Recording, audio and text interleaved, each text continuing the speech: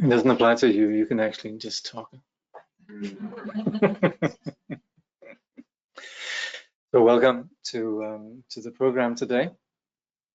And I apologize. I think last Monday, I think some communication went out, but the flooding up where I live cut the internet.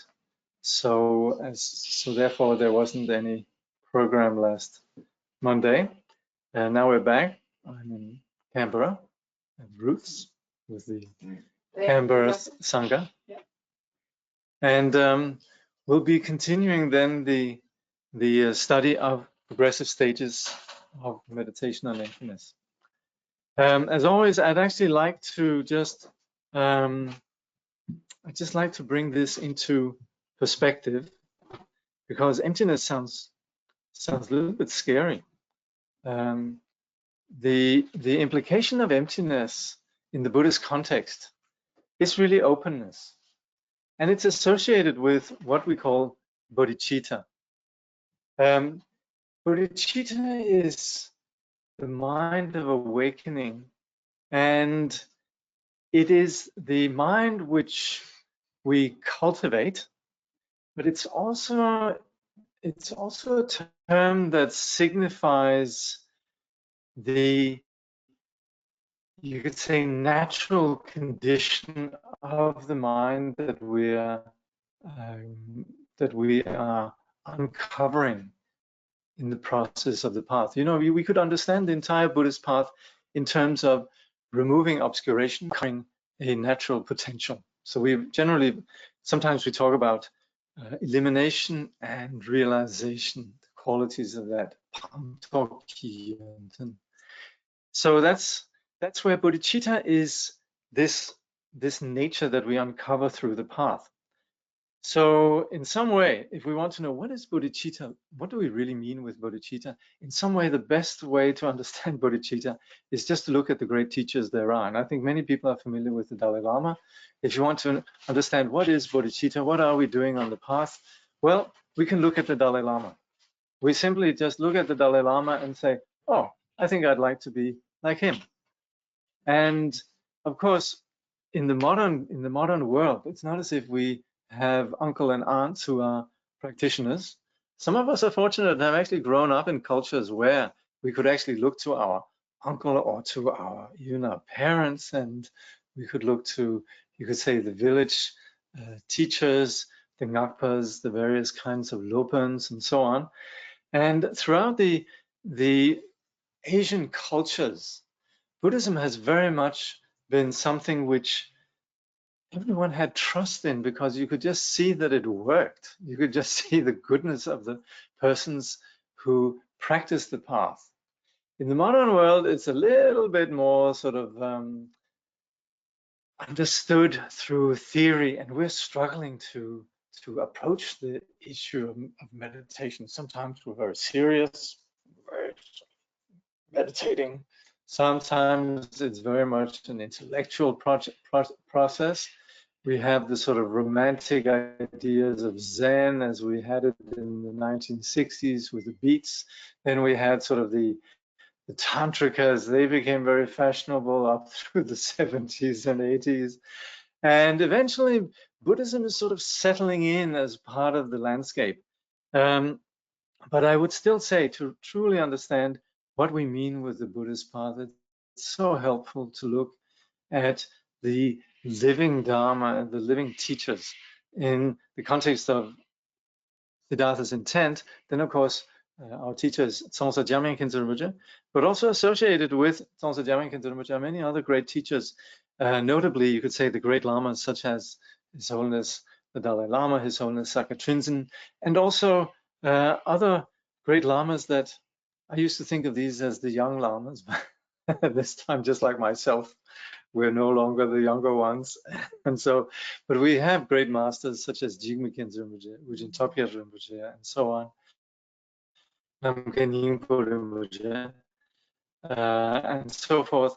Many great teachers that are with us, and as such, we can understand the Dharma really in terms of the Buddhist teaching that we could refer to as the Dharma's transmission, and also the Dharma realization, the actual living, embodiments of wisdom. Now,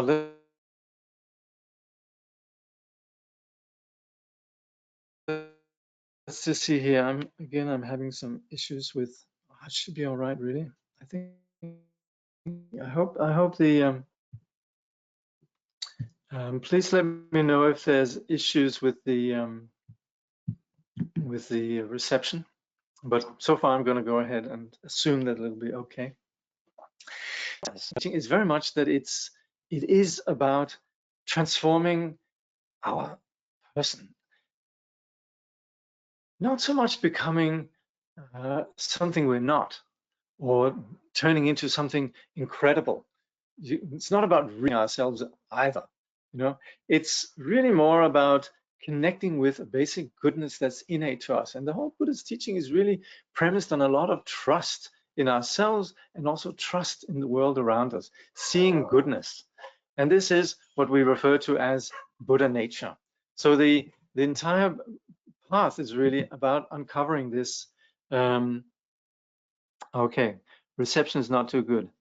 What shall I do about that? Do you have a network here? Try mine. Yeah? Okay, I'm going to try to change the network. So let's just see. Alrighty.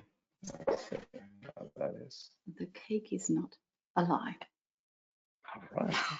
That's food for thought. Very thoughtful. Yes. All right. So that would be, what is that? That's Connect automatically to PSA? no. Let's scroll down. Oh, portal 12.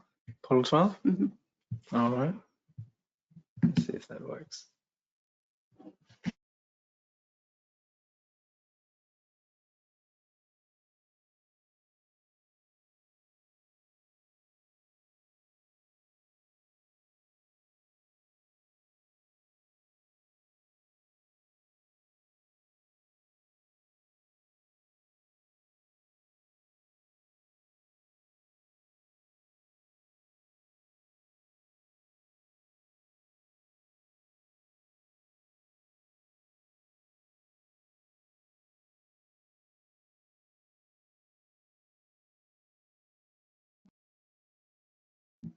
Okay.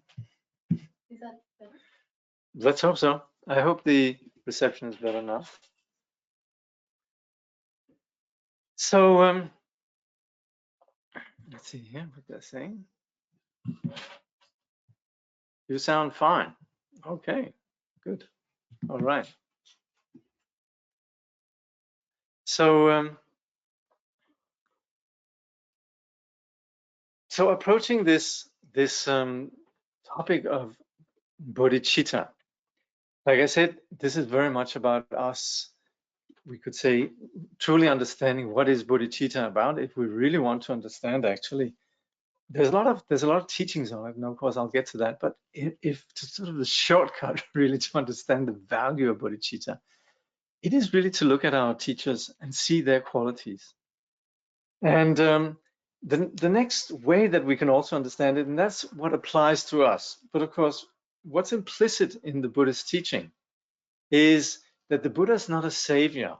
So of course, as much as we have wonderful teachers, and to some extent we could rely on them in many ways, then at the same time, the significance of teachers is really that they want to teach us something. And we have the famous quote from the Buddha where he said, I have shown you the path, but liberation depends on you. So at the end of the day, you could say this is rather annoying because, you know, we very often have places where we could just sign up and then everything will be all right. If we join the church, then we're going to be beamed up eventually and everything is going to be just fine. In the Buddhist teaching, annoyingly, there's actually work to be done. And annoyingly also, it's not the kind of work where we could get busy and do stuff. In the modern world, we very much have this sort of idea that we do something, and that's really, you could say, our worth is reflected in, you know, the success, what we've achieved, and so forth. In the Buddhist context, the work actually lies, and it's actually we are no less proactive. There's still work to be done. It really consists of working with the mind, and the work really lies in, on a very, again, making it very simple, us just becoming nicer people. The what we'd want to achieve before we pass away, like my friend, great translator, Eric Schmidt, he says, becoming a nice guy in one lifetime. We actually are striving towards becoming nicer people. That we could actually, sometimes also, if we live in Buddhist cultures, it's very often that we can see great sages. They're simply just nice general people. They're polite, they're kind, they're considerate, they're sort of easygoing, and generally are there to serve others. That's really how you could say, how we could identify it as reflected in behavior. But of course, what is implicit in the Buddhist teaching is there's something that's happening under the hood. And that is that working with this mind, we are cultivating a spirit of kindness from within. And that has a lot to do with us becoming, in some way we could say, more relaxed, more easygoing. But that has a lot to do with us beginning to reevaluate ourselves and reevaluate the world. And that is where we have this project that we call wisdom. Of course, behavior is very nice, and by all means, we should definitely be in the Buddhist path. There's a lot of value in ethical behavior. There's a lot of value in compassion.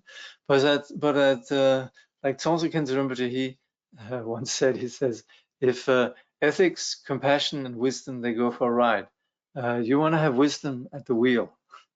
And wisdom, in some way, is actually, it's good news, because wisdom is actually intended to be that which cuts through our fundamental confusion. You could say we suffer, and of course the Buddhist teaching, it starts off with identifying suffering, because the Buddha didn't just come and say, I'm wonderful, I'm enlightened, and please just be like me. The Buddha actually was just like a doctor who is very concerned about the patients. And when you meet a doctor, it's not as if the doctor just sits there and saying, well, I'm terribly healthy, sorry about you, you know. The doctor actually is concerned, where does the suffering come from? And so the Buddha identified that all of us, we're actually innocent. We haven't done anything wrong, but we have one fundamental flaw, if you like, and that is that we don't recognize our true nature. There's a delusional condition taking place. We refer to that as ignorance, and ignorance is actually a very nice way of putting it, because it really just means that we have failed to see something. It's not as if we're flawed or fundamentally bad in any way. There's just a delusion taking place, and we could sum that up as unawareness, lack of wisdom. And the Buddha would really just like us to take a look at ourselves, take a look at the world, and essentially penetrate this unawareness, begin to actually understand what we are, what the world is like. And that's where in the Buddhist teaching we talk about wisdom as the capacity to see without confusion. And that doesn't just happen like that. We don't have the Buddha again just saying, well, this is it and that's reality. That would turn the Buddha into a philosopher. And that's where we would then just subscribe to what the Buddha said. I agree with the Buddha. The Buddha is right. And that would actually just result in us having an opinion. And as we know, there's nothing worse for the world peace than opinions. So at the end of the day, the last thing the Buddha wanted was actually to create an army of individuals who had a particular opinion. In the Buddhist teaching, what we really want to do is dismantle this effectively in terms of our person. And that's where we don't study the Buddha's teaching in order to just become philosophers, people with new ideas. We actually study the Buddha's teaching in order to apply ourselves and work with ourselves, just as if we had a condition that can be cured. So in this way, we're patients. We're people in therapy. And that's where, as the therapy progresses, we'll get better and better. There's actually something very good about this therapy, which is we say the Dharma is good at the beginning, it's good in the middle, it's good at the end. We initially are sort of a little bit clunky and awkward and sort of not exactly perfectly wise. And actually, that's a very good place to be. That's where we can, just like patients that go to the doctor, they go and say, "Doctor, I'm terribly ill." And the doctor says, "All right, we can work with you." It's more difficult if you go to the doctor and says, "Look at me, doctor, don't you think that I'm terribly healthy?" And the doctor doesn't really want to break it to us and say, "Well, actually, you're not terribly well, sorry to say." We might actually want to get the doctor's stamp of approval, and we might sort of join the Buddhist ranks thinking, "Oh, I can get a stamp of approval as being a wise person. Maybe I can get the title of Lama, or maybe if I dress up in a particular way, I can be known as, Ngakpa or Gomchen or Lama or this or Lama that."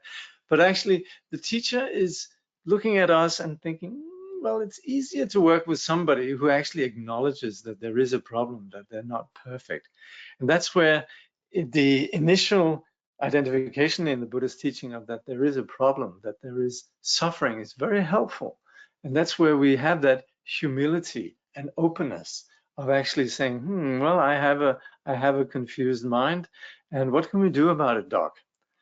And so then the doctor will say, well, this delusion that you're having, it's a curable condition, but you're going to have to go on the therapy. There's a course of remedy, and this is essentially the cultivation of wisdom.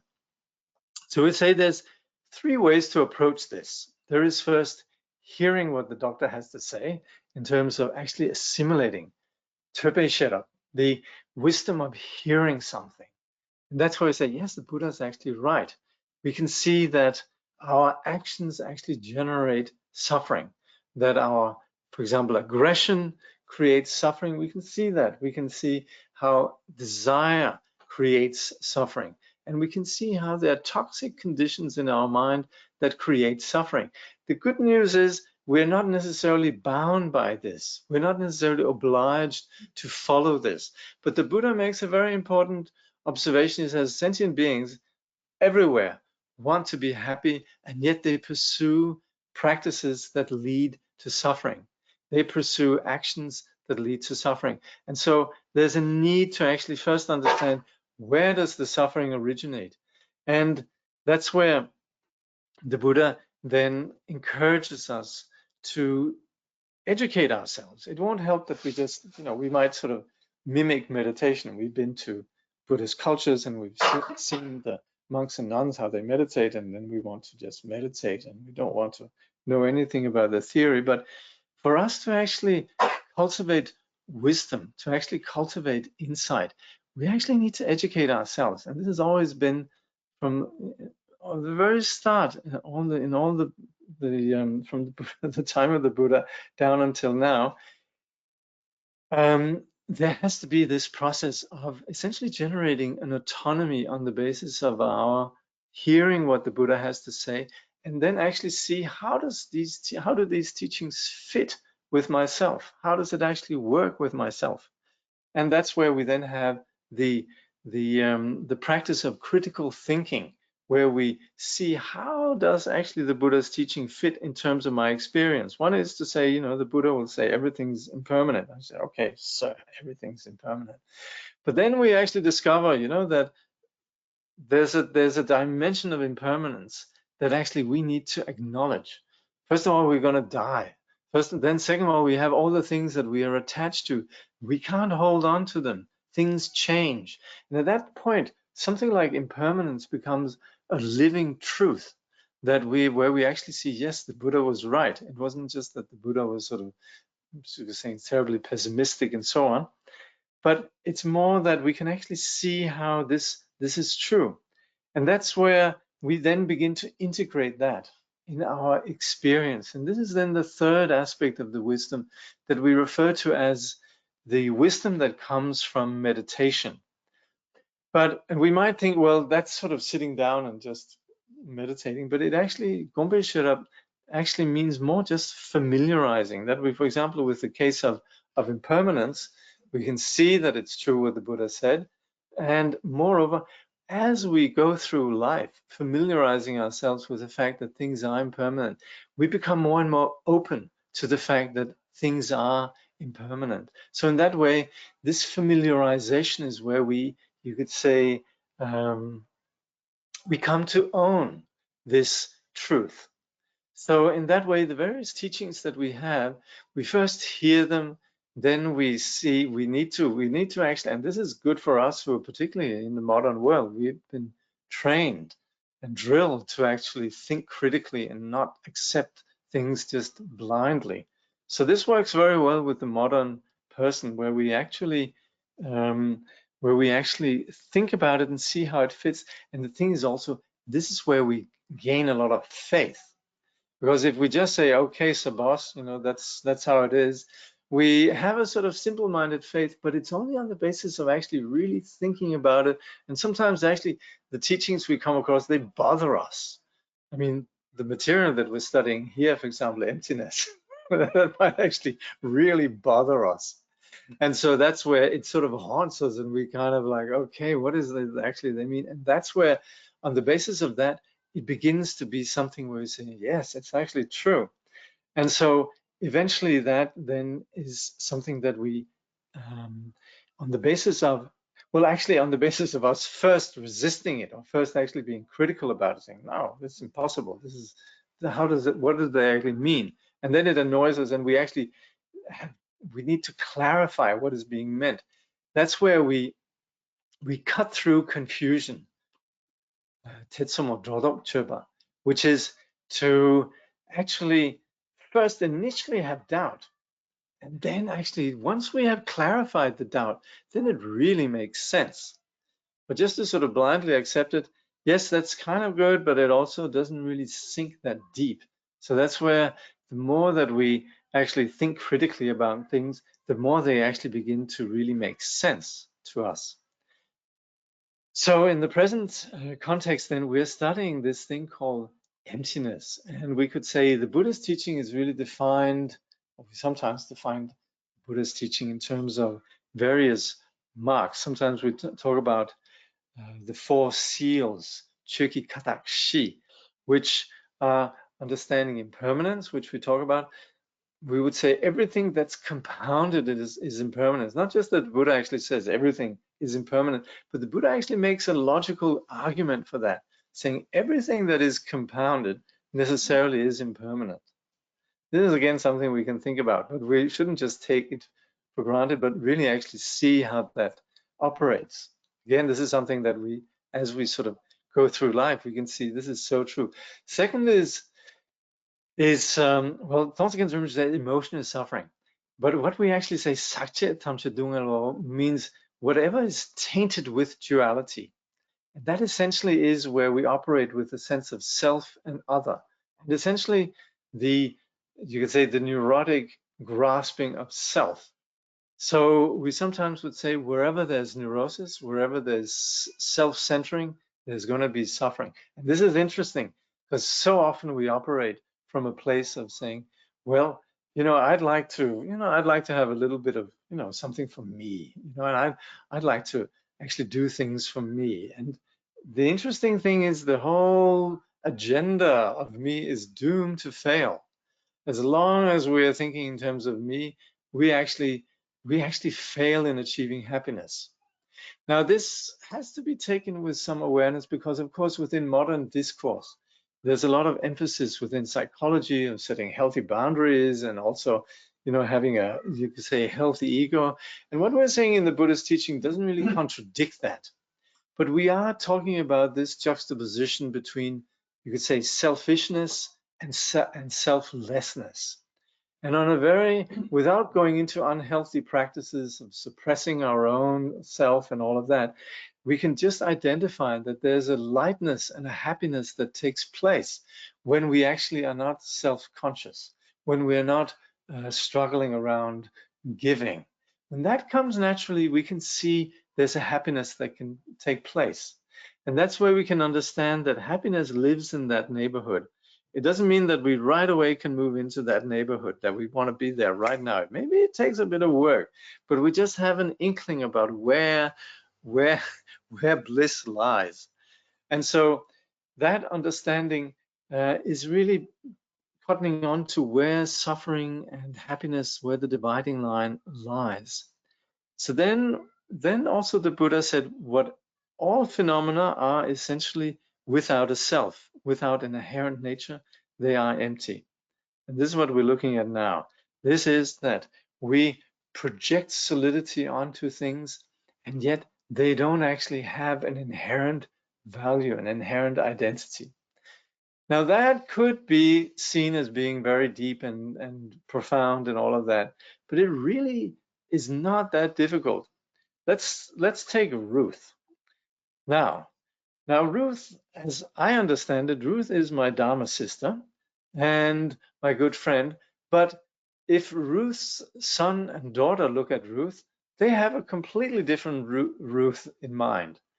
So that's where in Ruth, it's not as if my version of Ruth is you could say, the true inherent Ruth, and it's not as if the Ruth's children, they are onto what Ruth truly is.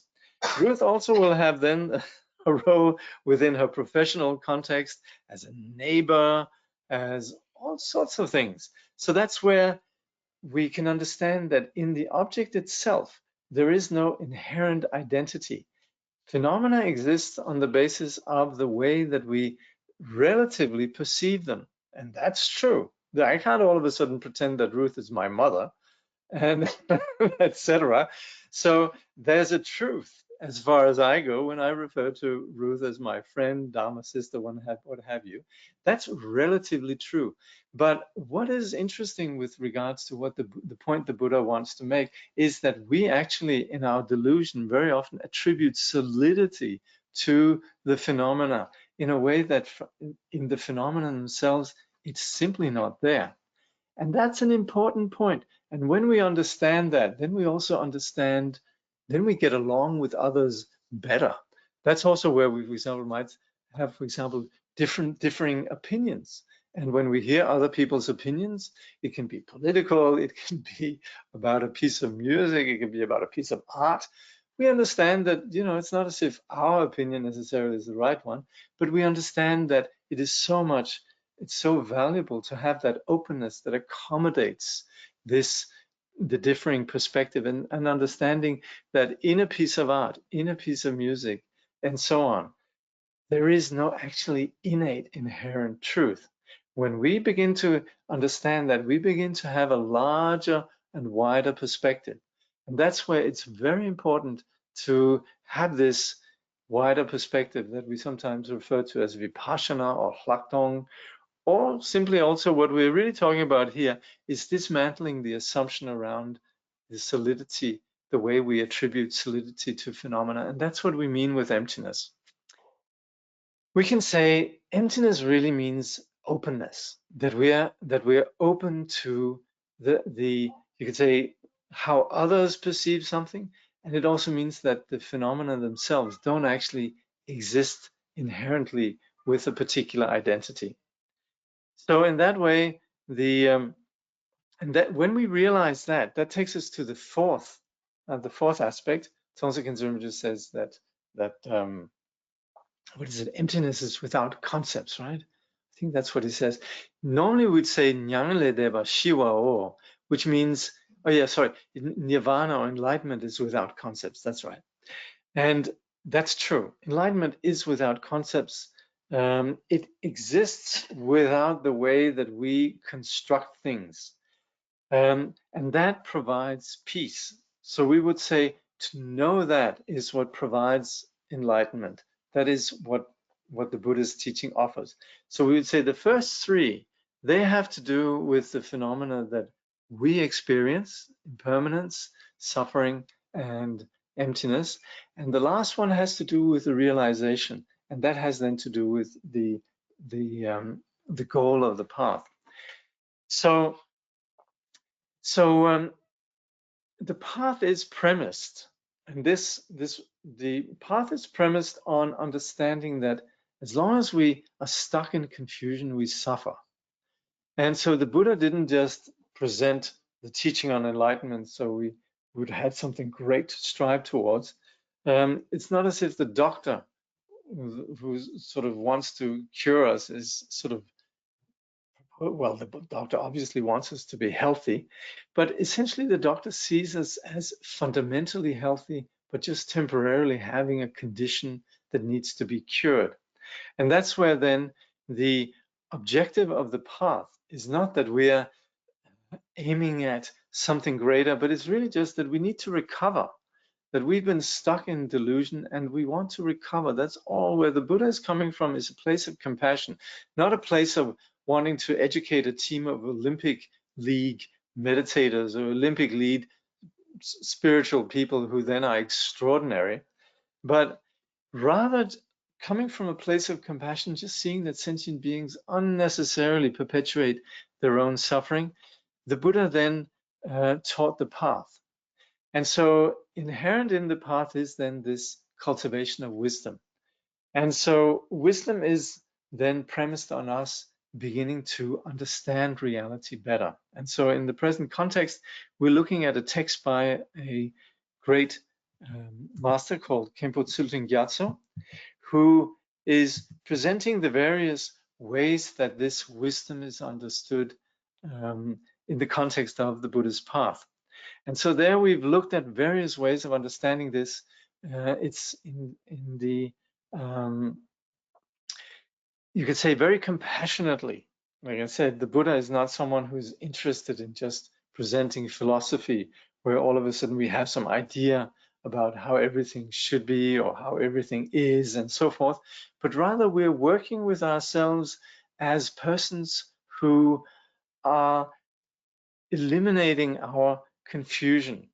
And one very helpful modality, one very helpful exercise is the practice of meditation. So in the context of the Buddhist path, we practice meditation.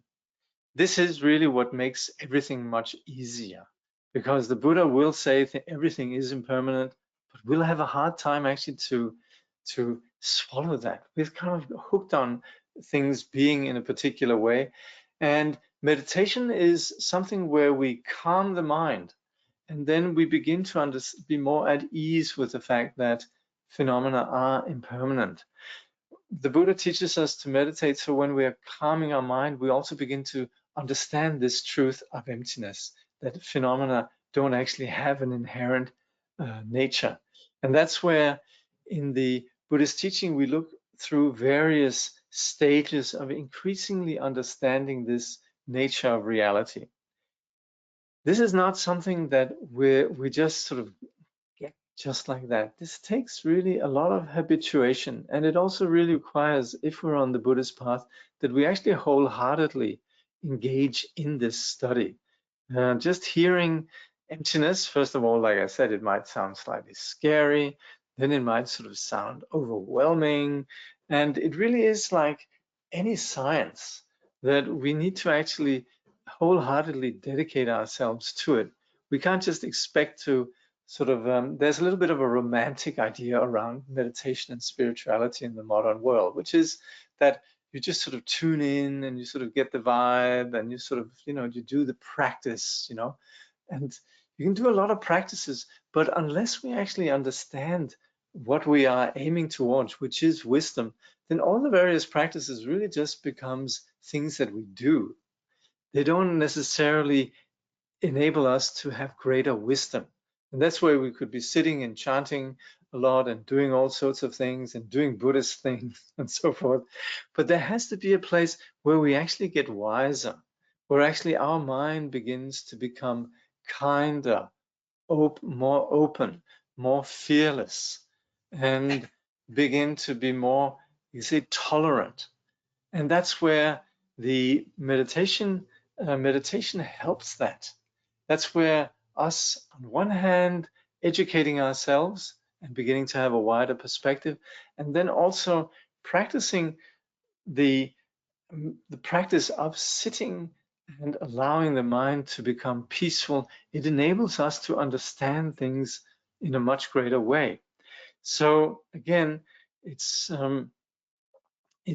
very helpful for us to have, on one hand, what we call the view, the perspective, and then we link that up with the practice of meditation, where we sit and we allow the mind to calm, and then we begin to actually allow ourselves to be present without the normal entanglement in the way that we think about the world.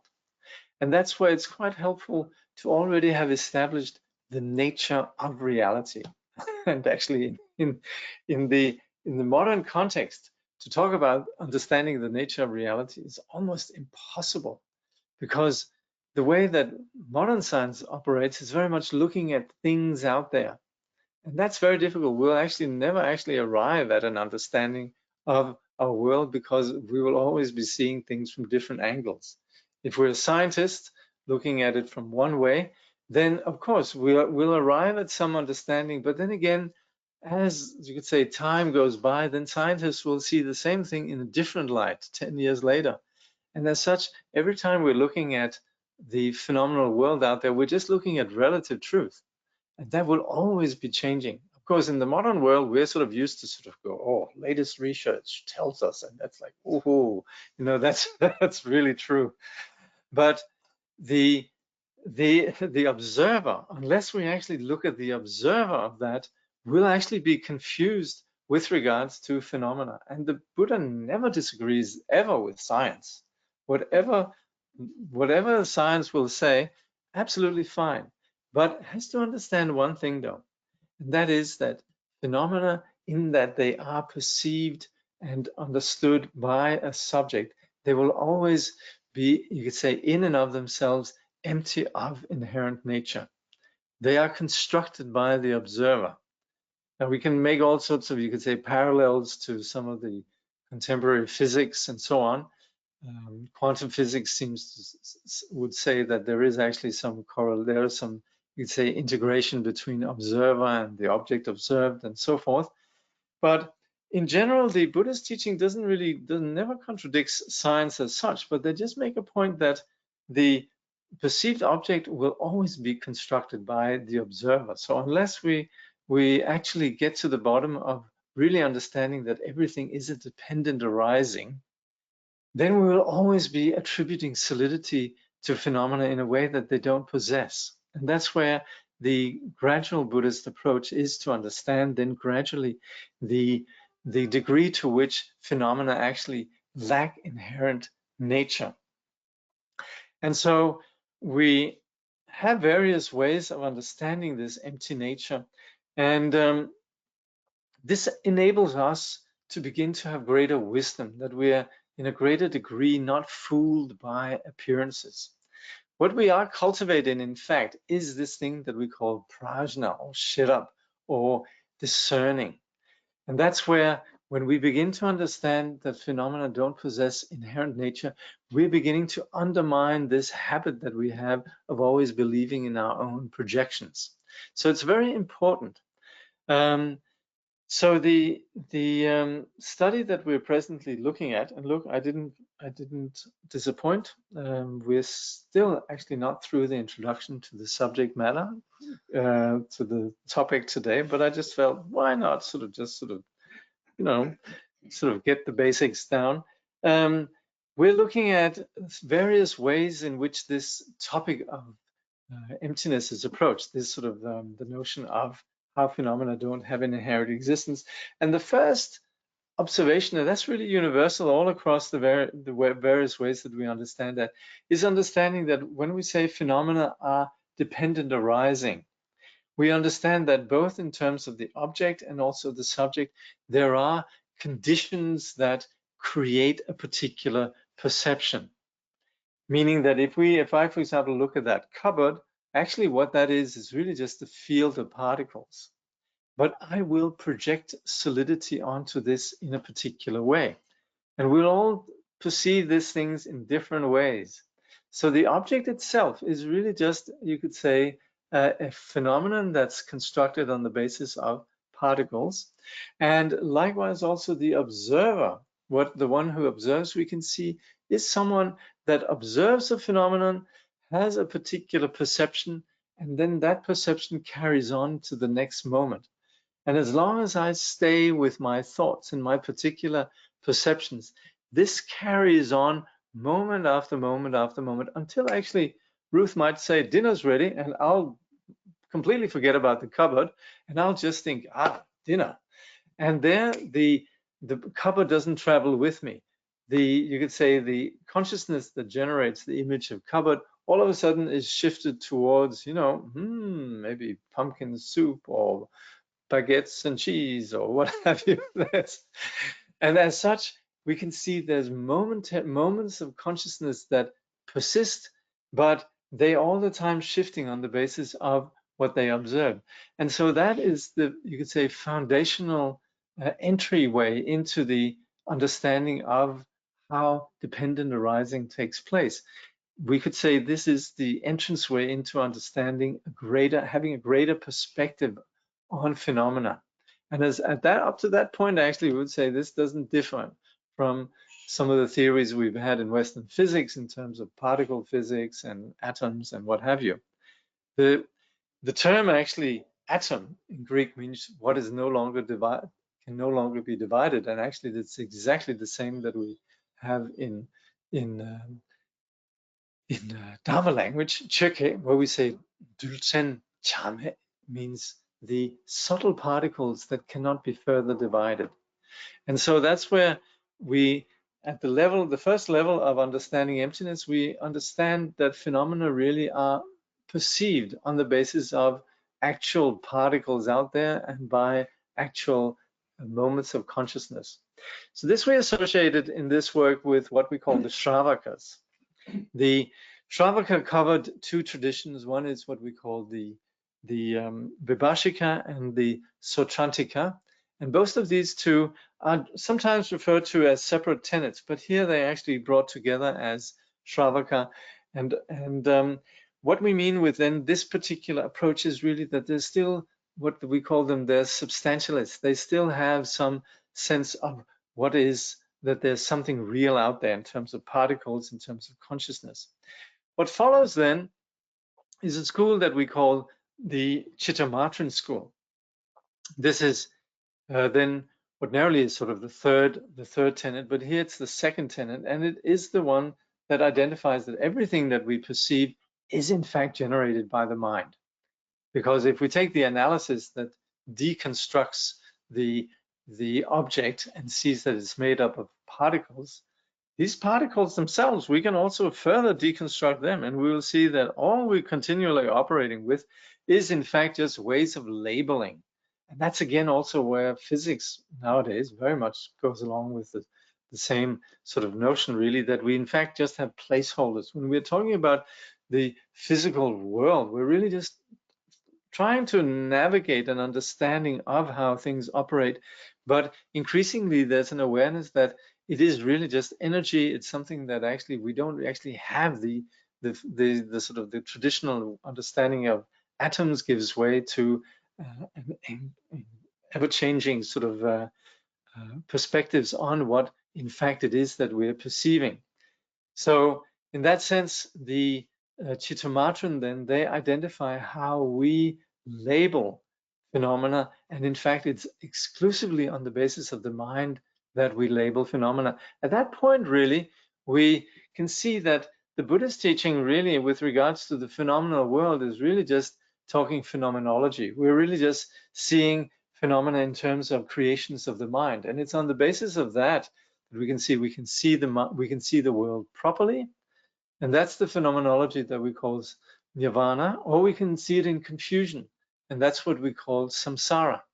But it's the mind that creates this, and that's where the Chittamatran position really is, that you have a mind that gets it right, is a Buddha, gets it wrong, is a sentient being. And so the Chittamatrans, they operate then with this notion of an actual mind as being real, but then this mind then can go into an understanding, or it can be lost in confusion. That's very valid. And already you can see there's a progression towards a more radical insight. So as such, the Chittamatra approach is highlighting how our experience is premised on the mind. Now, this is very valid in terms of us understanding the world. Most of us would probably say, I kind of like the Chittamatran view. Lots of us are actually closet Chittamatrans. And that's where some of the Western vocabulary is a little bit helpful, because in fact, what the Chittamatrans are talking about is phenomenology, what we experience. But there's an ontological perspective. There's an actual uncompromising insight into reality as it is. And that's the Madhyamika view. That is to say, even this mind that constructs all our reality, that itself has no reality, that has no ultimate reality either. So if we're going to become enlightened, if we're going to approach an understanding of how things are, we're going to have to give up our reference points, even reference points with regards to the mind. And that's why, as much as we practice the path, we're continually going to have to let go even of the idea of a particular mind that we could hold on to.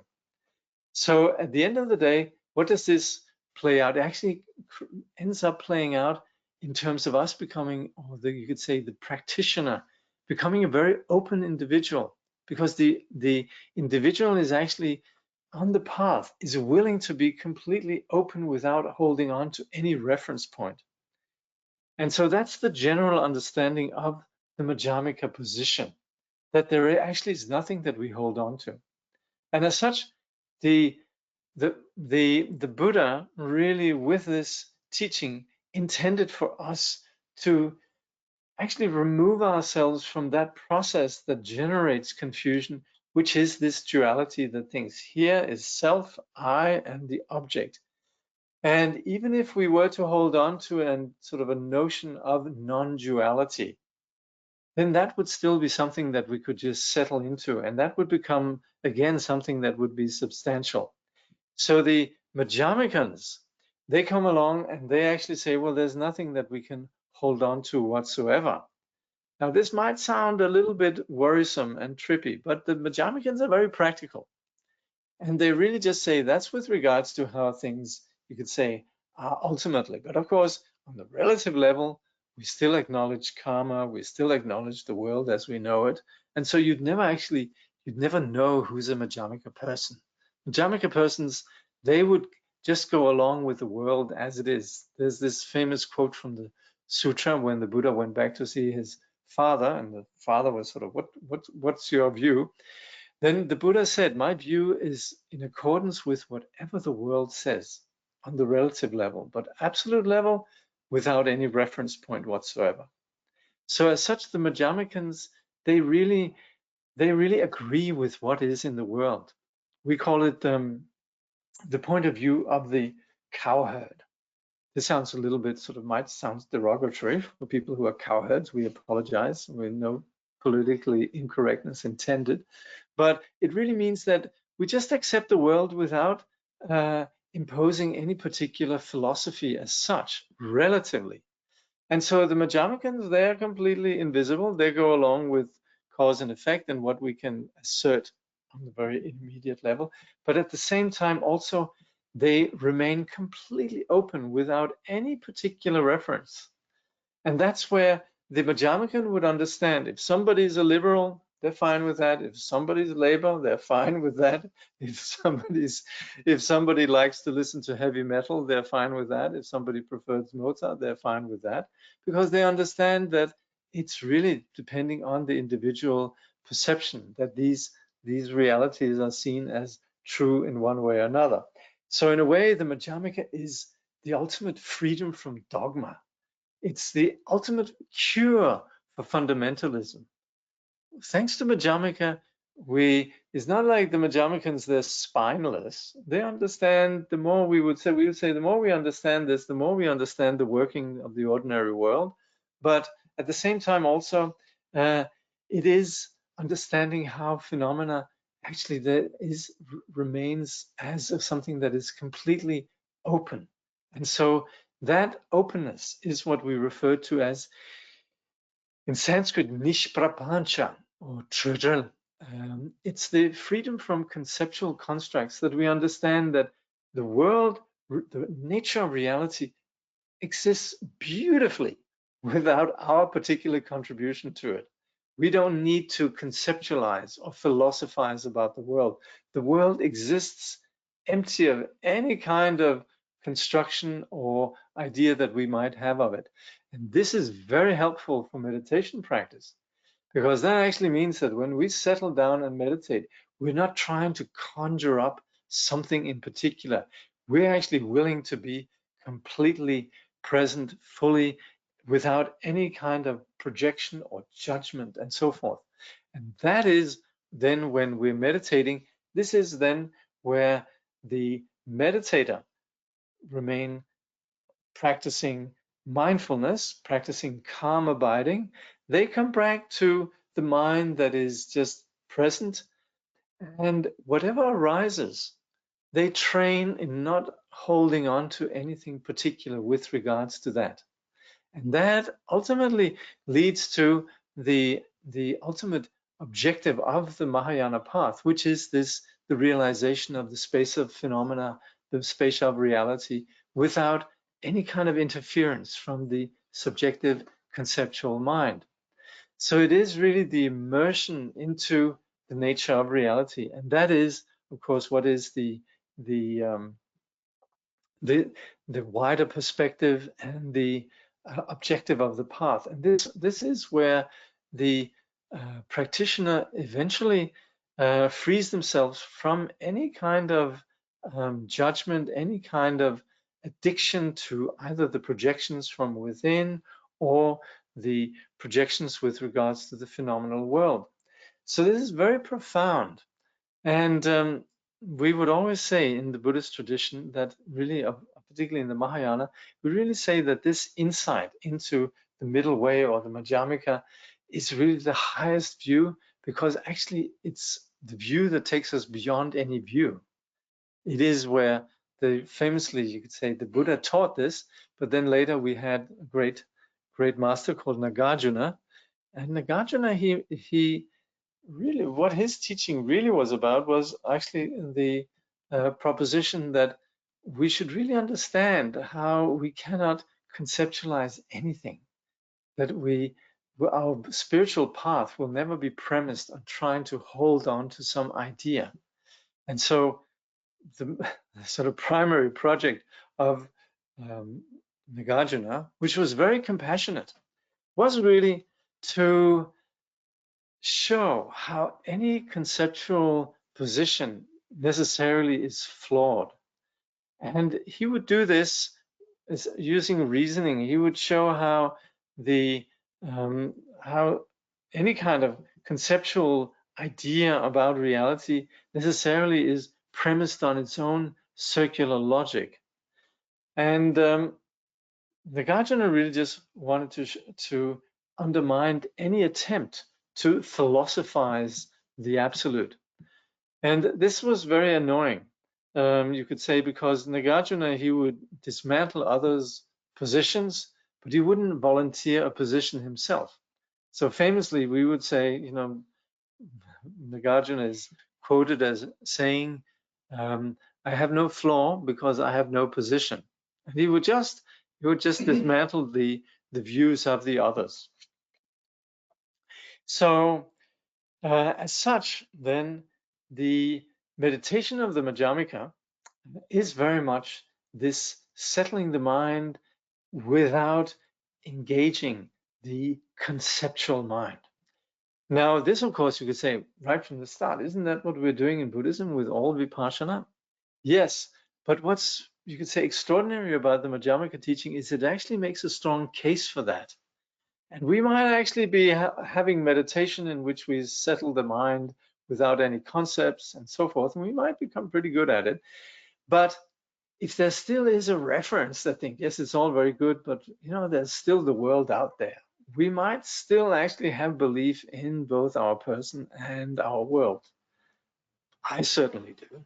So I don't know about you. Possibly you might all just be, you say, bodhisattvas who have manifested so I can, learn my Madhyamika. And, the best way to learn anything is to, teach it.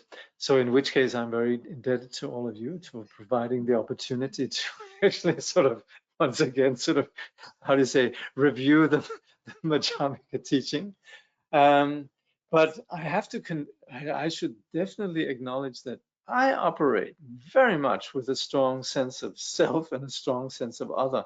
And that's where the Madhyamika teaching, and you could say the whole, you could say procedure, the pedagogy of the tenet systems is very much to establish with reason that the assumptions that we have about reality, they are not actually sound science.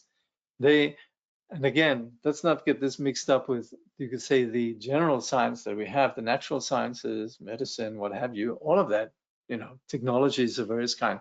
That's wonderful, and that's very valuable. But what we want to identify with the Buddhist teaching is very much to see how the subject misconstrues reality. And that's where we need to have the humble acknowledgement that we do actually think of ourselves as solid. We do actually think of the world as solid. And so these exercises in analytical meditation, which is what this is about, are very helpful in terms of dismantling our assumptions about reality. That's why we can then fall back on and sort of settle into meditation, having asserted that actually doing this exercise of meditation aligns us with reality. We are dissolving the cause of suffering on the basis of our meditation, and we can rest reassured then that our meditation is getting to the bottom of what causes suffering. Our meditation is then dismantling this delusion of duality. So that's where it's very helpful to have this, you could say, certainty in the view, to understand that phenomena don't have a reality apart from how we project it, and us then engaging in meditation aligns us with reality.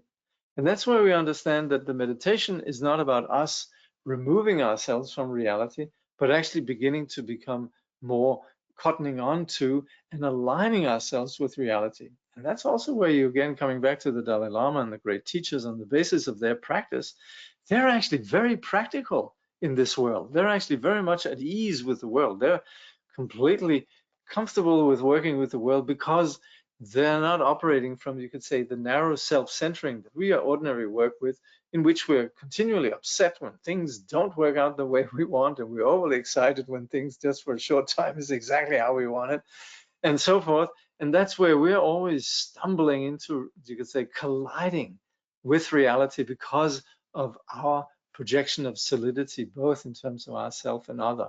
And that's where the practice of meditation actually renders us perfectly suitable to walk into the world, because we're actually aligning ourselves with the very nature of the world. So that's where it's very helpful to go through this study of analytical meditation as we're doing it here. And so that kind of concludes my introduction to the material. And now 1 hour has gone by, and we haven't actually made any progress in the text. But I think that's all right. If you want more, tune in next week.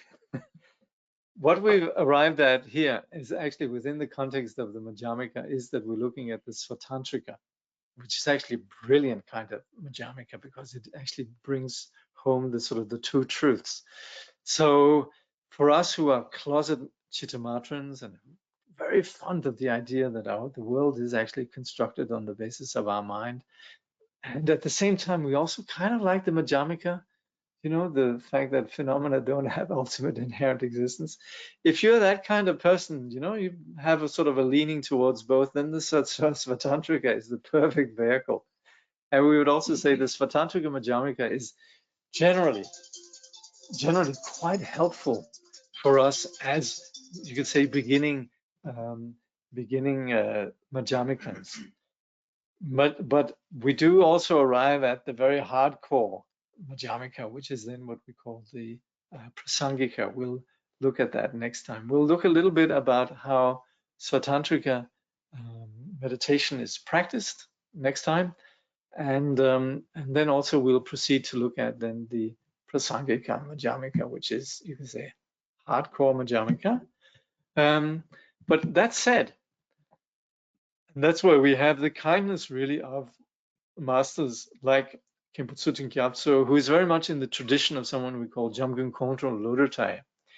And he then presents beyond the Prasangika, he actually presents what we call the Shentong view, which really is a way to meditate on the Prasangika view in terms of the path itself. You could say, from Jamgön Kongtrul Wangpo, we would say the Prasangika, what we call Rangtong, is very helpful when we establish a understanding view. But when we're practicing, it's quite helpful to have some, you could say, something that we can actually settle into. And that's where the Shentong view is quite helpful when we're practicing the path. So this Jamgön Kongtrul Wangpo's, you could say, pith instruction is when establishing the view, go with the Rangtong. When practicing meditation, go with the Shentong.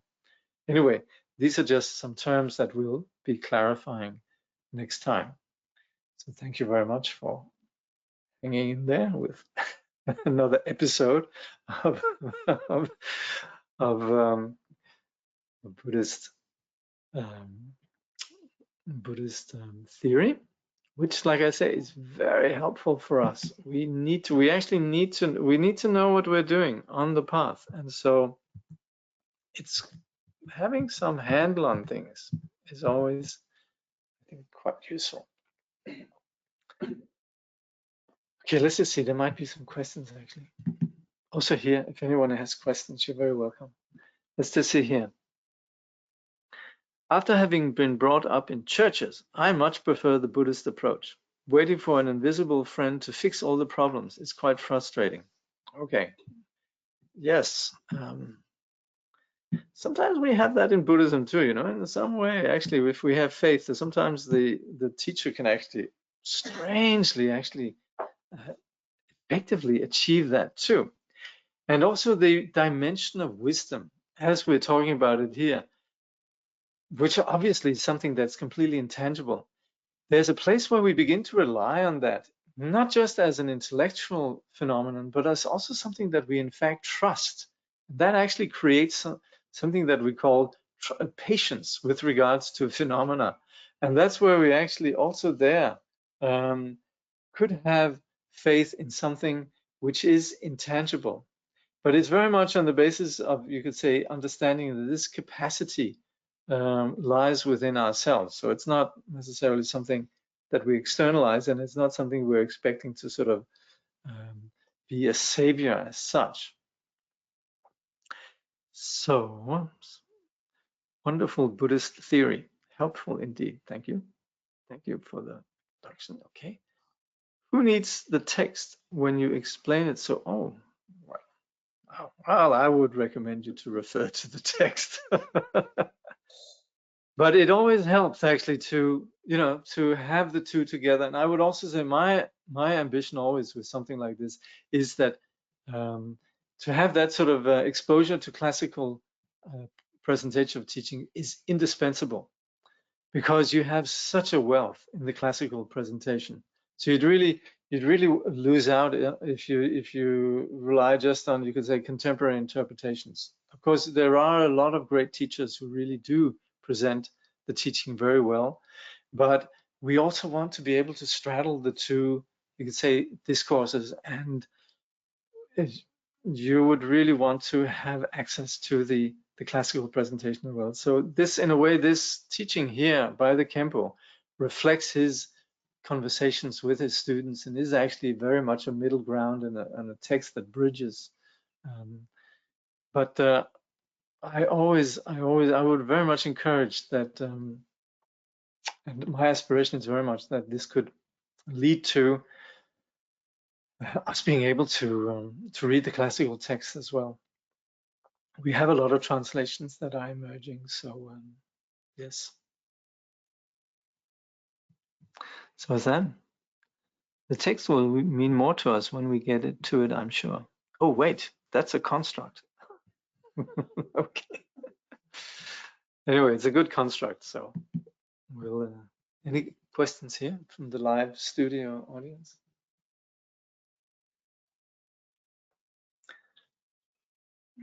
Okay. All right. By this merit, may all attain omniscience, may it defeat the enemy wrongdoing. From the stormy waves of birth, old age, sickness, and death, from the ocean of samsara, may all beings be freed. May bodhicitta, precious and sublime, arise where it has not yet come to be, and where it has arisen, may it never fail, but grow and flourish ever more and more. So as always, we'll just take a 2-minute break if you need to stretch, and then I'll say a little bit something about meditation.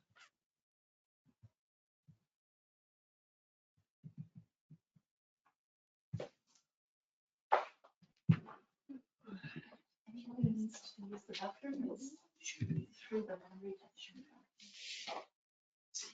There are a bunch more questions being on the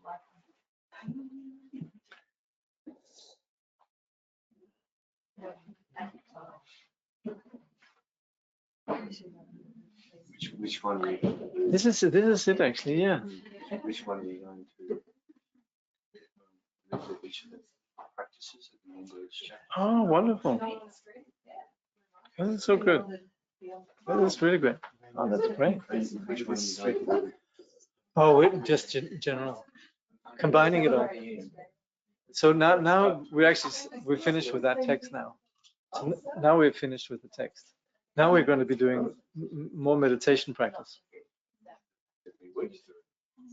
But Sam, next week we'll be going through that. Next week we'll be going through that section. There's in there, there's the Svatantrika meditation. And that's the one we'll be looking at next week. Yeah. We'll do that. Yeah.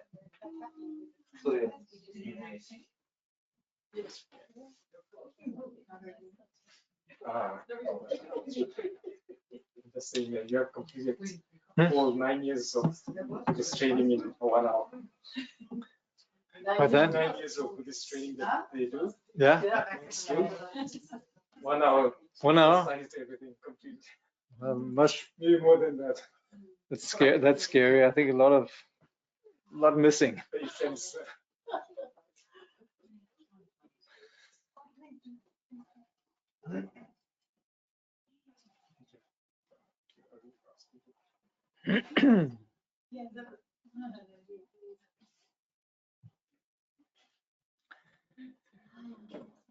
Okay, so just a little bit about the practice of meditation then. And well, actually, as someone was pointing out, the instruction that we have in here, the instructions that we have in the Svatantrika, very much corresponds to what we generally practice as meditation. So that sort of more or less all is covered. But then again, it always seems to be nice to sort of just draw on, because in the text here also it's very much premised on the foundations of the previous tenets.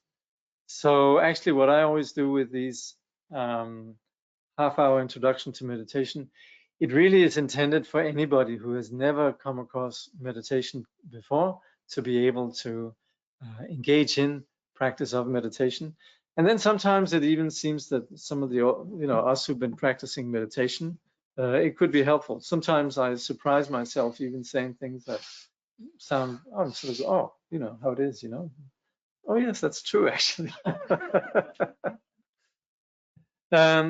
So meditation is something that is extraordinarily wonderful, because it's where we stop and allow ourselves to connect to just being, you could say, human, existing, having a sense of just grounding.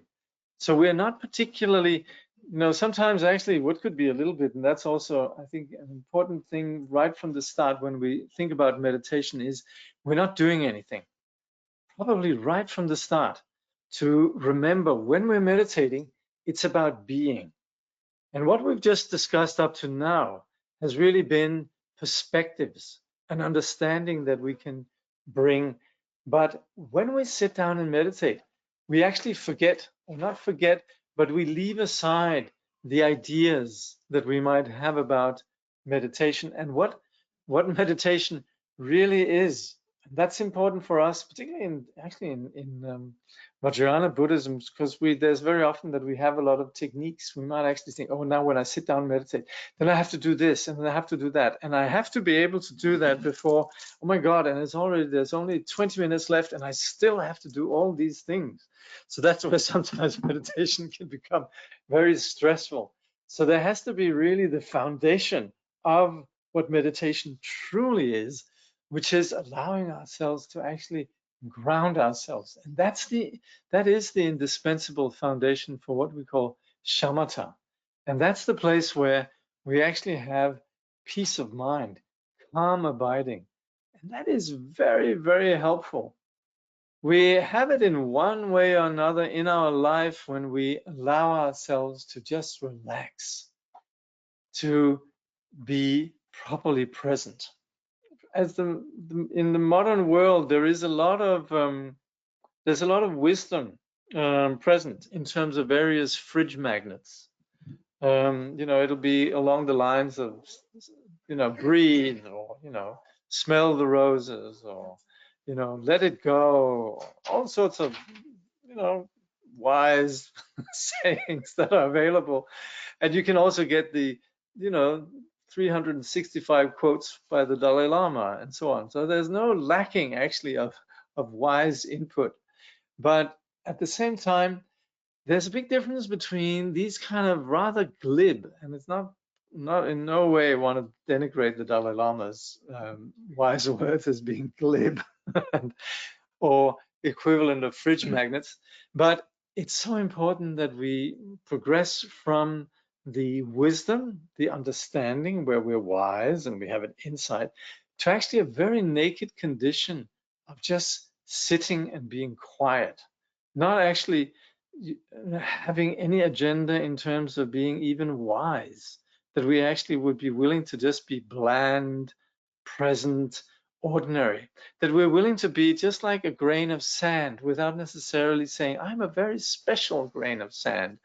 I'm just just an ordinary individual, but I'm a rather special ordinary individual, etc. All of that. And that's where the practice of meditation is so helpful in terms of us actually relinquishing our ordinary thirst for credentials. And of course, famously, you could say worldly credentials in terms of, you could say, the fruits of our ambition and status of various kinds. That's easy to see through.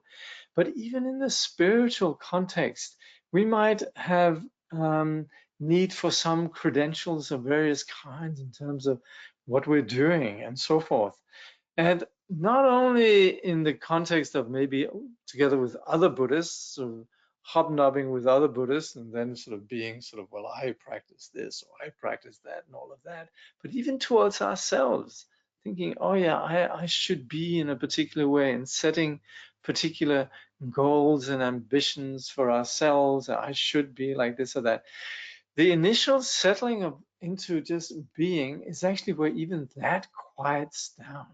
And that's where we need to actually have that. And that's where the more the technique is ordinary, the better. The less it's something that we're adding to ourselves, the more it's sort of just ordinary, the less it can be objectified as something, you could say, extraordinary. And that's where meditation then could very well become part of us. In one way, we would say everything that we're doing in the Dharma is really just about being true to what we are. We talk about the mingling of Dharma and the individual. That's really what we would want. And the Dharma is never something that's external to what we are. And as such, really with the practice of meditations, it's where what we've been, you could say, all the sort of various vaccinations against delusion that we received, we've been jabbed with the view, we've been jabbed with the meditation, jabbed with the action, we've been triple and quadruple jabbed in various ways. then the practice of meditation is really where we just allow that to settle. So of course the practice of meditation is never about just sitting. It is about more than just sitting, but it does help to sit. It does help to actually allow the body to have a place of calm, and that's where the framework that we bring to calm necessarily or is very much benefited from sitting quietly. And that's where we practice on a cushion. Of course, we should never think that meditation is just something for the cushion, but it is helped a lot with that. And that's where the posture, sitting on either a cushion on the floor or sitting on a chair, that we have this posture where we actually sit, and there's a way in which we engage sitting, which is quite helpful in terms of sitting straight, taking the shoulders a little bit back, taking the chin in, lowering the gaze. And in general, if you want to know how to sit well, then just look at the Buddha. But we do identify what we call the 7 postures of Vairocana, which are the various teachings on how to sit straight back, the shoulders, the chin, relaxing the jaw, lowering the gaze, hands on the knees or in the lap. But all of these, they then constitute a framework of physical calm. And that actually does wonders. That in itself already is very significant. So it's very helpful for us to do that. And like I said, we needn't necessarily sit on the floor, but it is very helpful that we carry ourselves with the lower back, that it actually is the lower back that's doing the job, not sort of us leaning. Of course, this right now, some of you is sitting in Ruth's very comfortable sofa, so don't struggle. The sofa might be designed exactly so you should just sink into it and be in bliss. So I would say in that case, then just be in bliss. But strictly speaking, then meditation posture is helped very much by having this, you could say, the tonified condition of the straight spine. So that's the posture, and then we want to rein the mind in, and that's where the practice of mindfulness, as it's very popular known nowadays, is indeed this practice of you say sidestepping our ordinary fascination with our thoughts, our analysis, our you could say entanglements in the various ways in which we have our self-understanding, our thoughts about ourselves and thoughts about the world and so forth. Mindfulness, interestingly, is where we could sidestep that whole process and connect with presence. And we do so effectively through having an object. And in fact, we all, in one way or another, practice mindfulness when we're focused on doing something. If we're focused on writing, or we're focused on, in traditional sort of teachings on Dzogchen, actually, we would say it should be like threading a needle. It's something where we're focused, we don't have to be overly sort of panicky about it, but we're just focused. And that's really required for us when we're undertaking something, some job or another. So that's where Ruth, somehow my power is, it might help if it gets switched on. Sorry. There's a message coming up. Better? A lot better. Thank you. There's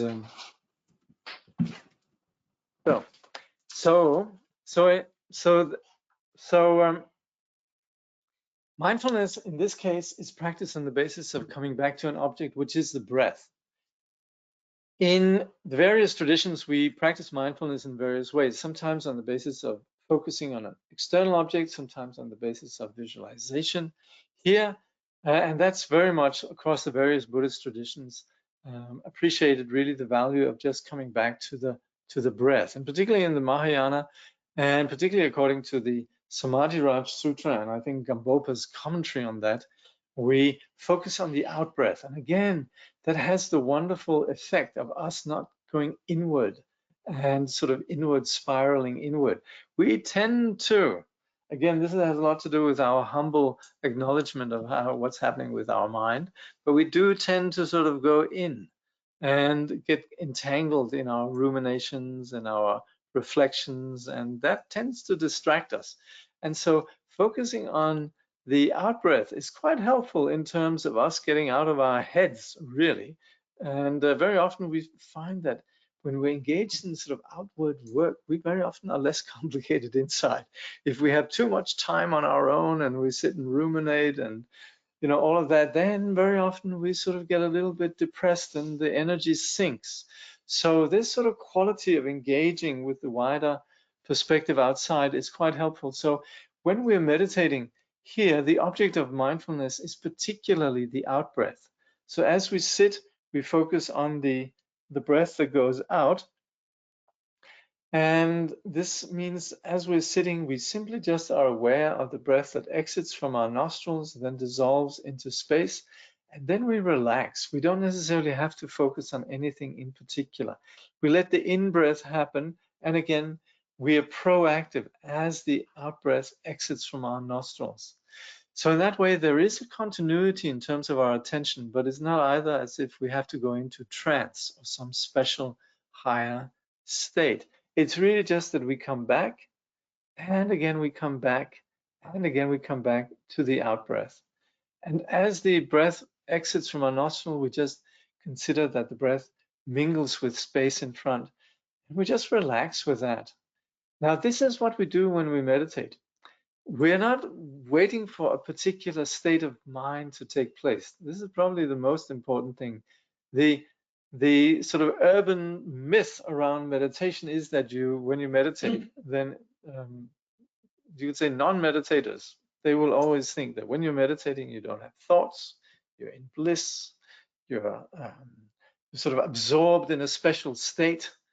And it doesn't take long after you've started meditating that you find out, first of all, there's plenty of thoughts, bliss yet to come, and special states. Yeah, you might have a special state, but forget it. It's not going to last. So, and that's where it might as well just accept from the start that waiting for special states, wanting to recreate special states, and all of that is a failed and doomed project. Much better to simply just do what we can do, which is just very simply come back to the breath and just be aware of the breath. And that also actually is where we don't get entangled in the thoughts. If we're waiting for the special state to come along or all of that, we're really just sitting thinking. So to extract ourselves from this trap, we just come back to being attentive to the breath, just like if we were drawing a calligraphy, or if we were planting something, or if we were ideally also when we're driving, we should be attentive and so forth. So just being attentive, then the object of attention is the breath, and that's what we're doing. So as we're sitting, then thoughts inevitably arise. And what generally will happen is we decide that we're going to, as we're meditating, just come back to the breath, and then we discover that we've been sitting thinking about anything, all sorts of things except the breath. And that's where we realize, I was distracted. And that is really the goal of meditation. Yes, we find out that we're distracted. This is very good. This is very humbling. This is where we can't really sort of start claiming that we're anything special, because we have discovered distraction. We realize how the mind is actually distracted and distracted and distracted. And this is where Rinpoche, he will always emphasize how happy he becomes when people come up to him and say, I was so distracted. And then he'll be really happy. And Rinpoche also says he gets worried when people come up and say, I sustained non-distraction for half an hour. And it's sort of, how do you break it to this person that has nothing to do with meditation? That's just, sitting there thinking something. So this quality of the juxtaposition between being distracted and then coming back is a moment of wakefulness that is so valuable.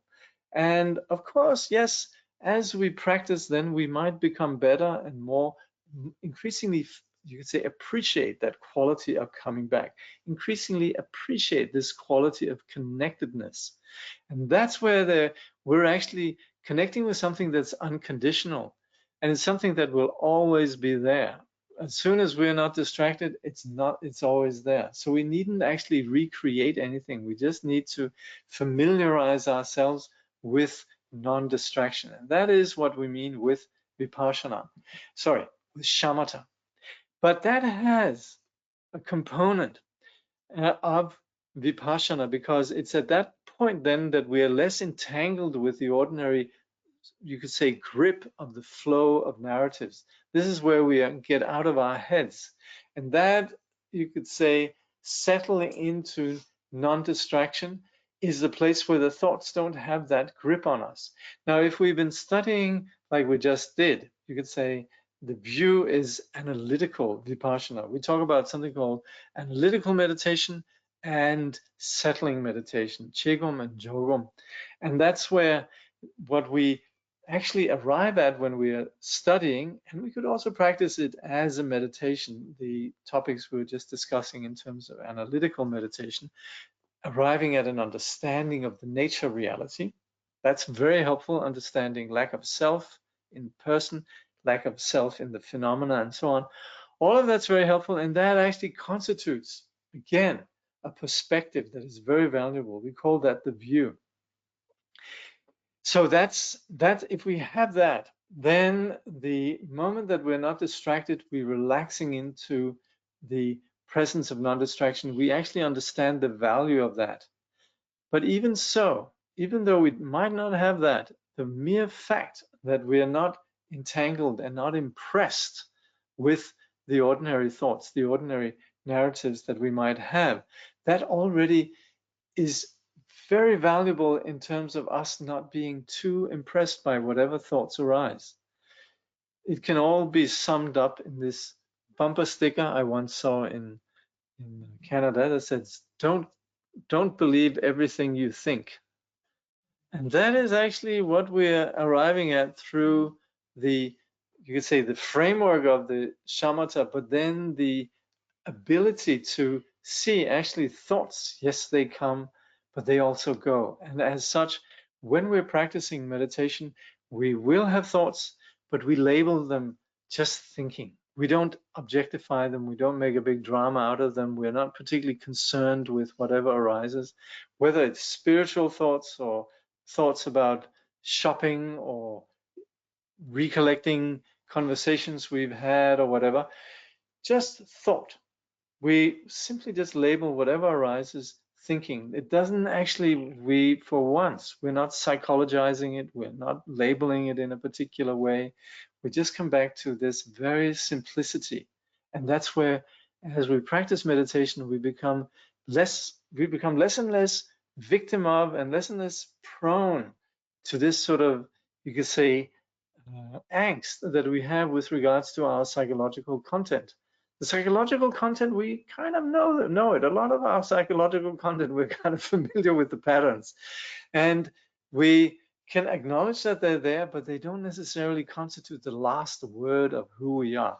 And increasingly then we could possibly see these as just ripples on the ocean, that the mind itself is still there, it's still present, and yet even though there are, you could say, the surface waves of various reflections and so on, they're allowed to be there. So that's where the third aspect, the first being the posture, the second being the focus on the breath. The last aspect is then the viewing whatever arises, whatever psychological material that arises, simply just labeling it thoughts and not really having any particular attitude towards it, no particular reaction to or story about it. So that's very helpful to do that. I'm not saying when we're in post-meditation, of course we think about what we think about, and we can think about our mind also, but meditation does have this advantage that that's a place where we actually could begin to connect with some degree of simplicity.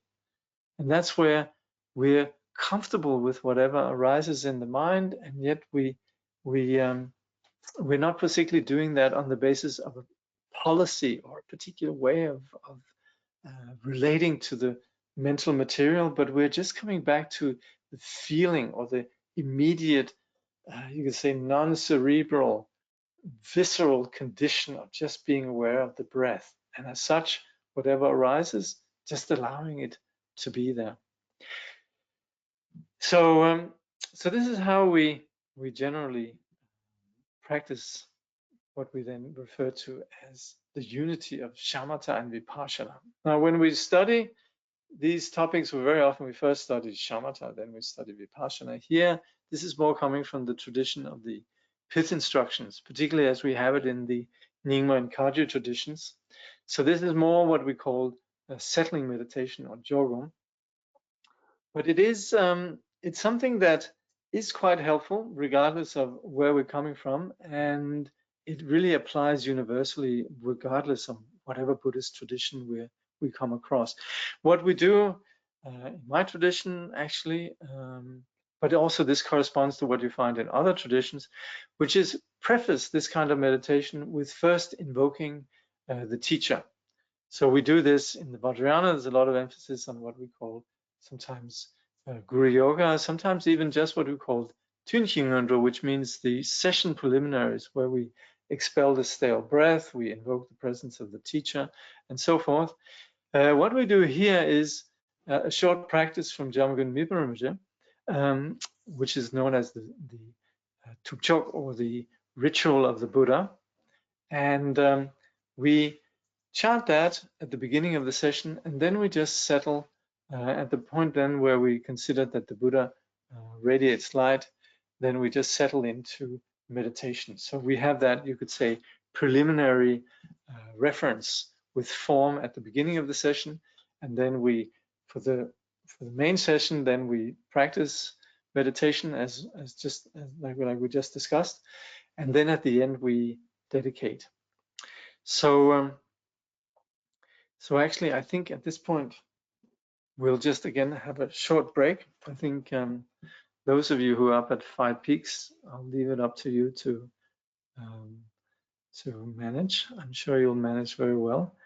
And what I'll do here online is I'll have the text and so on screen. Fortunately, I haven't provided for the studio audience. We'll apologize. I'll just, like I said earlier, I'll just be reading through. You can probably just follow. And then we'll also do the meditation session will be slightly shorter today because we're doing it online. So I hope that's all right. So we'll just take a 2-minute break in case you need to stretch your legs, and then we'll begin. Thank you.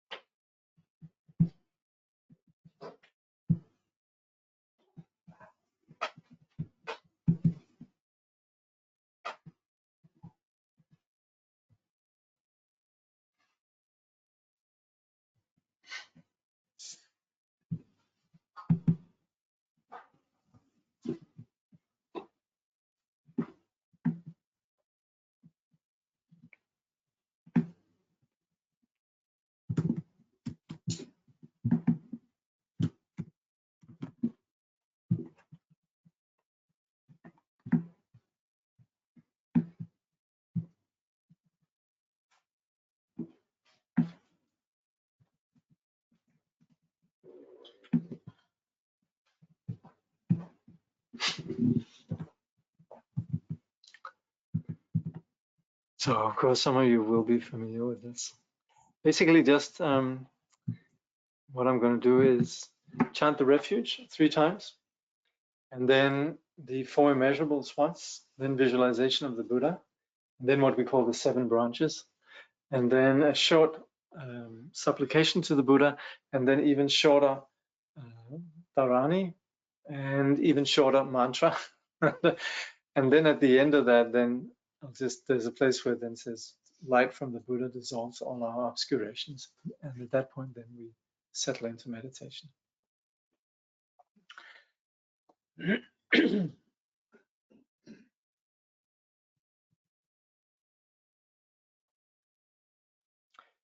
In the Buddha, the Dharma, and the Supreme Assembly, I take refuge until I attain enlightenment. Through the merit of practicing generosity and so on, may I attain Buddhahood for the benefit of all beings. In the Buddha, the Dharma, and the Supreme Assembly, I take refuge until I attain enlightenment. Through the merit of practicing generosity and so on, may I attain Buddhahood for the benefit of all beings. In the Buddha, the Dharma, and the Supreme Assembly, I take refuge until I attain enlightenment. Through the merit of practicing generosity and so on, may I attain Buddhahood for the benefit of all beings. May all sentient beings enjoy happiness in the causes of happiness. May they be free from suffering in the causes of suffering. May they never be separated from the sacred happiness devoid of suffering. And may they dwell in boundless equanimity that is free from attachment and aversion. Ah, as the union of unborn emptiness and the ceaseless appearances of interdependence, magically there appears before me in the sky, amidst vast clouds of offerings, on a jewel-lion throne and lotus sun and moon disk seats, the incomparable teacher, Lion of the Shakyas.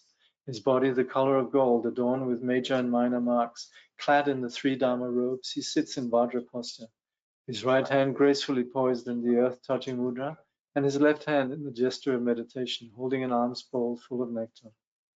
Like a mountain of gold, magnificent he shines in splendor, spreading beams of wisdom light across the whole expanse of space.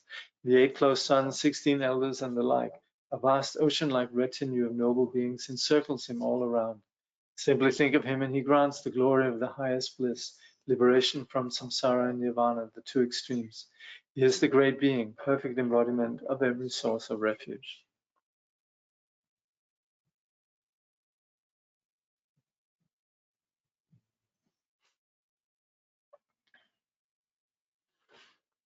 With your great compassion, you embraced this turbulent and degenerate world and made 500 mighty aspirations. You are as exalted as the white lotus. Whoever hears your name shall never return to samsara. Most compassionate teacher, to you I pay homage. All my own and others' virtues, the body, speech, and mind, together with all our possessions, visualized like Samantabhadra's offering clouds, I offer to you. All the harmful actions and transgressions I have committed throughout beginningless time, each and every one I now confess with intense and heartfelt regret. In all virtuous actions of the noble ones and ordinary beings, accumulated throughout the past, present, and future, I rejoice. Turn the wheel of the profound and vast Dharma teaching ceaselessly, and in every direction I pray. Your wisdom body is like space and remains changeless throughout past, present, and future. Yet in the perception of those to be guided, you go through the display of birth and death. Even so, let your form body continue always to appear. Through all the virtues I have accumulated in the past, I'm accumulating now and will accumulate in the future. For the sake of benefiting all beings who are as infinite as space, may you, the sovereign of Dharma, be forever pleased, and may all attain the state of the victorious one, the Lord of Dharma. Living beings like us, adrift in this degenerate age, have no guidance, no protection. Because of your kindness, caring for us with surpassing compassion, every manifestation in this world now of the 3 jewels is your enlightened activity. You are then our only refuge, incomparable, supreme. So from our hearts we pray with total confidence and faith. Do not neglect the great promises you made in times gone by, but hold us until we attain enlightenment with your compassion. Supreme Teacher Bhagavan Tathagata Arhat, complete and perfect Buddha, glorious conqueror, Shakyamuni Buddha, to you I pay homage, to you I make offerings, in you I take refuge. Supreme Teacher Bhagavan Tathagata Arhat, complete and perfect Buddha, glorious conqueror, Shakyamuni Buddha, to you I pay homage, to you I make offerings, in you I take refuge. Supreme Teacher Bhagavan Tathagata Arhat, complete and perfect Buddha, glorious conqueror, Shakyamuni Buddha, to you I pay homage, to you I make offerings, in you I take refuge. Te yatao muni muni mahamunaya soha. Te yatao muni muni mahamunaya soha. Te yatao muni muni mahamunaya soha. Te yatao muni muni mahamunaya soha. Te yatao muni muni mahamunaya soha. Te yatao muni muni mahamunaya soha. Te yatao muni muni mahamunaya soha. Om muni muni mahamunaya soha. Om muni muni mahamunaya soha. Om muni muni mahamunaya soha. Om muni muni mahamunaya soha. Om muni muni mahamunaya soha. Om muni muni mahamunaya soha. Om muni muni mahamunaya soha.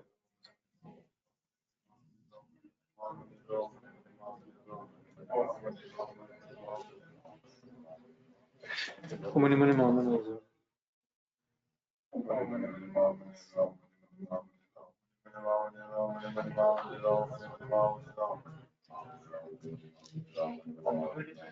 Muni muni mama nazo.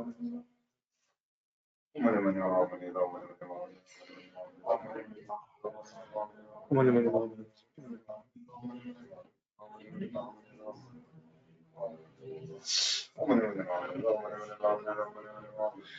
Muni muni mama nazo.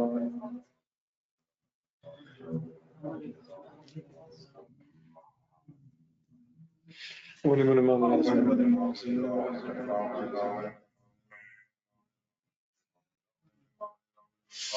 Muni muni mama nazo. Muni muni mama nazo.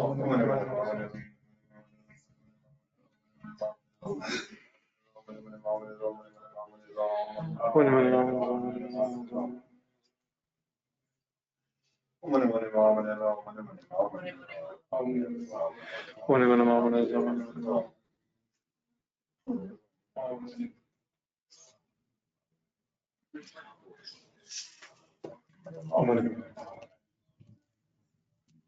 Om muni muni mahamunaya soha. From the Buddha's body there emanates a great radiance, a multicolored rays of wisdom light, dispelling all our own and others' obscurations and causing all the genuine qualities of the Mahayana path to rise within us, so that we attain the level of perfection from which we will never return again to samsara.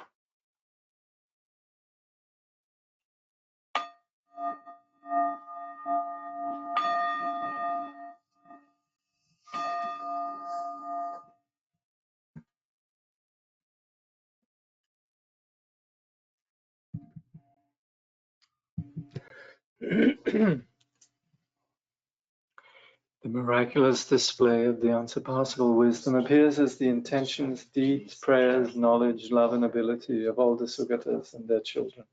May all beings become exactly like them. And then we'll just go to the concluding prayers. By this merit, may all attain omniscience, may defeat the enemy wrongdoing. From the stormy waves of birth, old age, sickness, and death, from the ocean of samsara, may all beings be freed. May bodhicitta, precious and sublime, rise where it has not yet come to be, and where it has arisen, may it never fail, but grow and flourish ever more and more. May the light of the teaching shine like the sun. May the holders of the teaching in harmony, and thus may all be auspicious for the teaching to endure. We pray for the good health of the teachers. We pray for their precious lives to be long. We pray for their activities to spread and increase. May we be blessed never to part from the teachers. Agashasya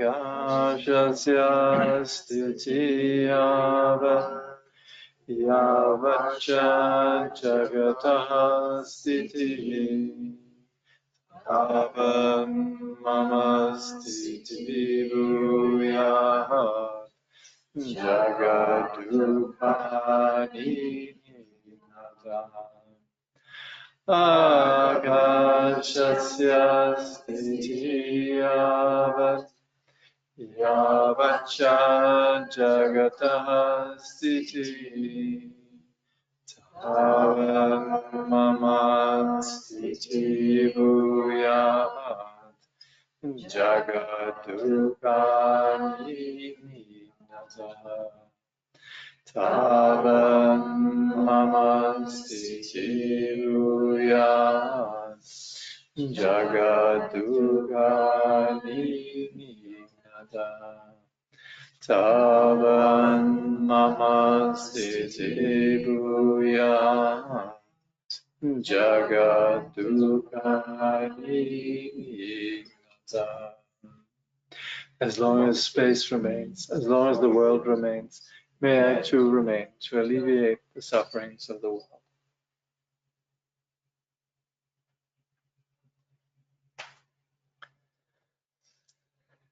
Thank you.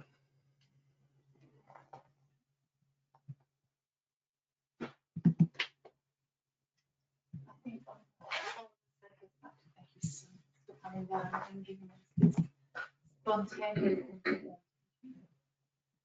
from one point of view, the juxtaposition of how to go sitting meditation in my own mind was kind of stuck. And teaching all that stuff in many things. We welcome you back. And it's such a joy to have you back for 2 years. It's true, it's been 2 years, huh? Wow. Wow. Yeah. It's so good to be back. Yeah. It feels like no time at all.